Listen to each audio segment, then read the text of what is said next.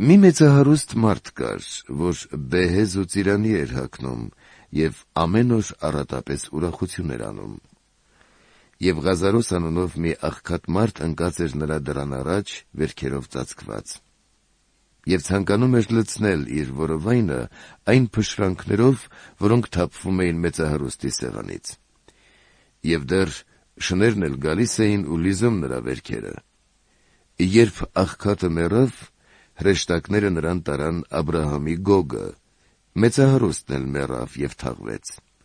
Եվ դժոխքում մինչ սա տանջանքների մեջ էր, բարձրացրեց իր աչքերը, հեռվից տեսավ Աբրահամին և Ղազարոսին էլ նրա գրկում հանգստացած։ Եվ նա աղաղակեց ու ասաց. «Հայր Աբրահամ, ողորմիր ինձ և ուղարկիր Ղազարոսին, որ իր մատի ծայրը թրջի ջրով և զովացնի լեզուս, որովհետև այս տապից պապակում եմ»։ Եվ Աբրահամը նրան ասաց. «Որդյակ, հիշիր, որ դու ստացար քո բարիքները այնտեղ քո կենդանի ընթացքում, իսկ Ղազարոսն էլ չարչարանքները։ Իսկ սա այստեղ մխիթարվում է, իսկ դու այդտեղ պապակում ես։ Եվ այս բոլորից բացի, մեծ վիհ կա մեր և ձեր միջև. եթե ուզենան այստեղից ձեզ մոտ անցնել, չեն կարողանա,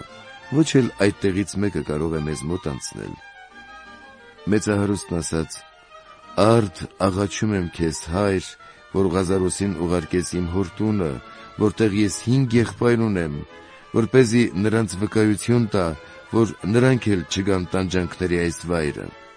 Եվ Աբրահամն ասաց.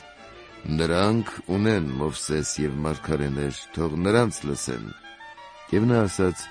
«Ոչ, հայր Աբրահամ, բայց եթե մեռելներից մեկը նրանց մոտ գնա, նրանք կապաշխարեն»։ Եվ Աբրահամը նրան ասաց. «Եթե Մովսեսին և մարգարեներին չեն լսում, մեռելներից մեկն էլ եթե հարություն առնի, չպիտի համոզվեն»։